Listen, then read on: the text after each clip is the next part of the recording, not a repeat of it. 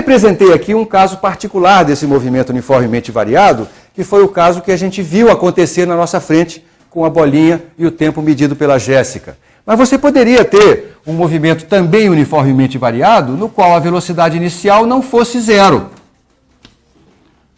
Poderia ter um movimento no qual, no instante inicial, no instante que eu arbitrariamente chamei de inicial, a velocidade já tivesse um certo valor e pode, por exemplo, ela aumentar assim.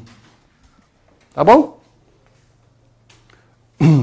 Ou você poderia ter uma situação na qual, outra vez, você começa com uma velocidade diferente de zero e a velocidade muda com o tempo assim.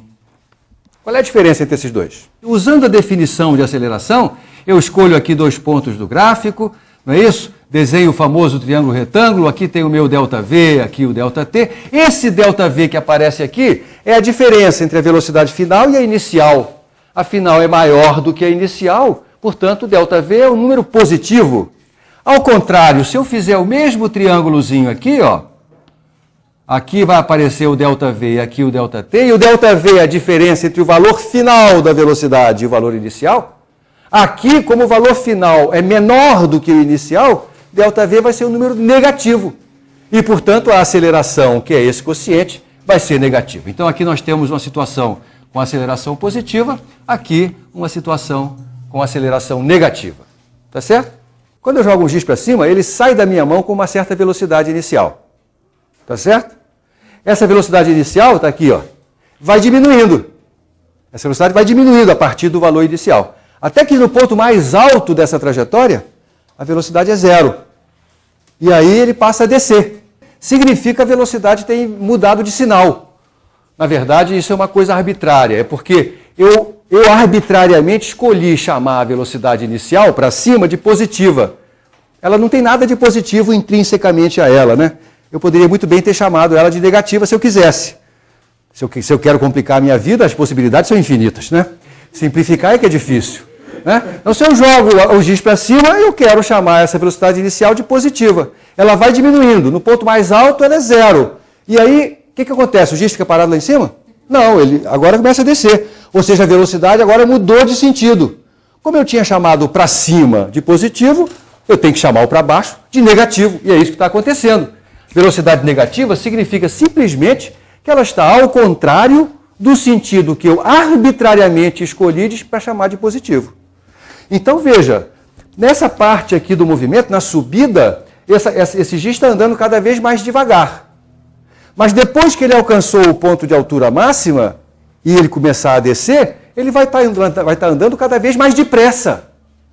Então, andar mais depressa ou mais devagar não tem nada a ver com o sinal da velocidade, percebe? Tem a ver com o valor absoluto, o valor sem sinal da velocidade. Então, se eu comparar a velocidade, por exemplo, nesse ponto da descida com a velocidade nesse ponto da subida, aqui o objeto está andando mais depressa do que aqui, apesar de aqui a velocidade ser negativa e aqui ser positiva. Então, cuidado, o sinal da velocidade só é uma indicação arbitrária de para onde é que o cara está indo.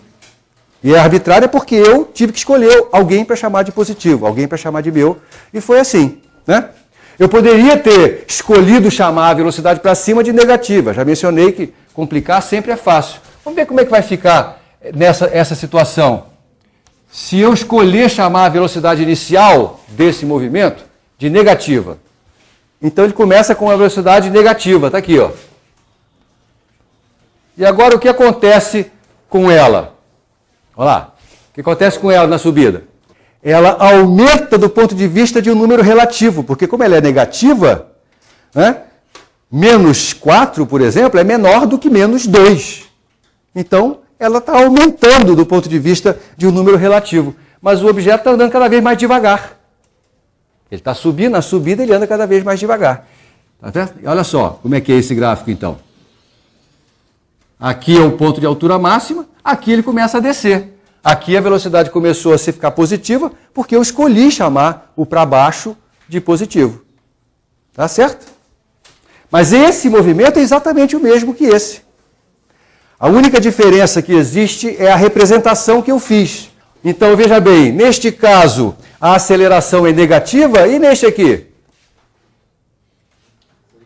Aqui ela é positiva. Então, veja outra vez, assim como no caso da velocidade, o sinal da aceleração é arbitrário, de certa maneira.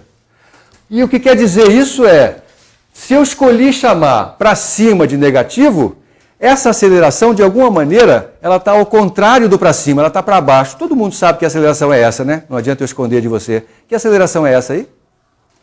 Essa aceleração que você está vendo na sua frente é a aceleração da gravidade. É só por isso que o giz fica cada vez andando mais devagar quando sobe e cada vez mais depressa quando desce. Essa aceleração é para onde, hein? É para baixo. Qual é o valor da aceleração da gravidade? Você é? Arthur disse para mim, 10 metros por segundo ao quadrado. Eu digo, de fato, Arthur, é 10 metros por segundo a cada segundo. Isso quer dizer o seguinte, que se eu lançar um giz para cima com uma velocidade inicial de 20 metros por segundo, daqui a 1 segundo, qual vai ser o valor dessa velocidade? Eu vou fazer uma tabelinha aqui. No instante inicial, t igual a 0, a velocidade era 20 metros por segundo. E a minha pergunta agora é, qual é a velocidade no instante t igual a 1? Não esqueça nunca de qual é o fenômeno que você está descrevendo.